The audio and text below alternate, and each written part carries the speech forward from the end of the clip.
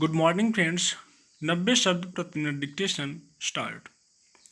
प्रथम विश्व युद्ध से पूर्व यानी 18वीं सदी तक महिलाएं सिर्फ वस्त्र उद्योग से जुड़े व्यवसायों में ही संलग्न थीं, जहां उन्हें कम वेतन और जोखिम भरे हालात में काम करना पड़ता था। परंतु प्रथम विश्व युद्ध ने महिलाओं को पुरुषों के लिए पहले से चली आ रही आरक्षित भूमिका और व्यवसाय में स्थानांतरित करने का अभूतपूर्व अवसर प्रदान किया, क्योंकि अधिकांश स्वस्थ पुरुष सेना या सैनिक कार्य में शामिल हो गए थे। इसलिए उनकी जगह युद्धकालीन स्थिति में अर्थव्यवस्था को संचालित करने के लिए कार्यबल की आवश्यकता थी।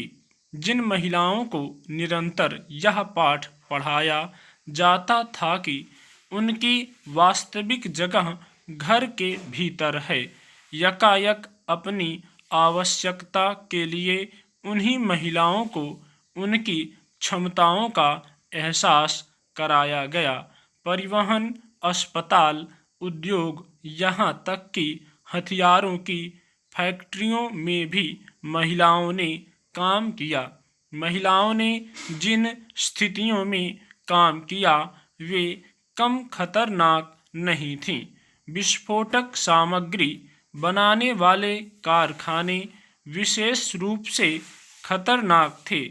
इन कारखानों के खतरनाक रसायनों से महिला श्रमिकों की त्वचा पीली होने के कारण उन्हें कैनरी उपनाम दिया गया।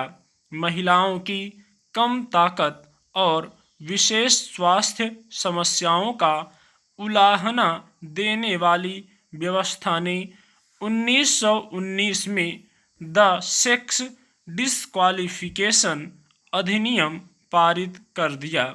यह अधिनियम इस प्रावधान को लेकर आया था कि लिंग भेद के कारण नौकरी से महिलाओं को बाहर करना अवैध होगा, परंतु ठीक उसी समय अपना मूल आचरण दिखाते हुए पुरुष सत्तात्मक केंद्रित विचारधारा ने the restoration of pre war practice act 1919 पारित कर दिया। इस अधिनियम के चलते अधिकांश महिला श्रमिकों को अपनी युद्धकालीन भूमिकाएं छोड़ने के लिए विवश किया गया, ताकि युद्ध से लौटने वाले पुरुषों के लिए रास्ता बनाया जा सके।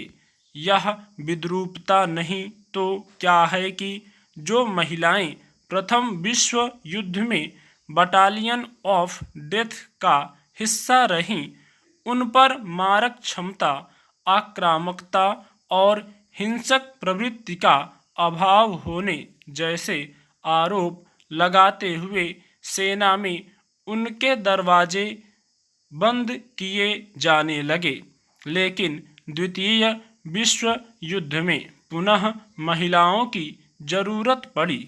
अमेरिकी सेना ने भी सैनिकों को लाने ले जाने के लिए 27 महिला पायलटों की भर्ती की, तो सोवियत रूस में 4 लाख महिलाओं को रेड आर्मी गर्ल्स के रूप में सेना में भर्ती किया गया, ताकि वे डॉक्टर और नर्स के अलावा लड़ाकू सैनिक के रूप में काम कर सकें। दूसरे विश्व युद्ध में लगभग 60 लाख महिलाओं ने वे सारी भूमिकाएं निभाई जिन पर अब तक पुरुषों का एक छत्र साम्राज्य था। परंतु युद्ध समाप्ति के बाद महिलाओं पर फिर दबाव बनाया गया कि वे अपने पदों को छोड़ दें।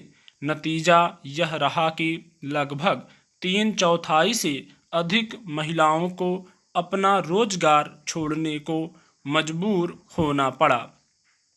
भारत में नोटबंदी के बाद उपलब्ध रोजगारों में जब कमी आई तो पुरुषों के लिए जगह बनी रहे, इसके लिए महिलाओं ने पहले रोजगार छोड़ा। पहले से कम रोजगार उपलब्धि की स्थिति में भी अधिक अनुभवी पुरुषों के रोजगार को बनाए रखने को प्राथमिकता दी गई। स्टॉप।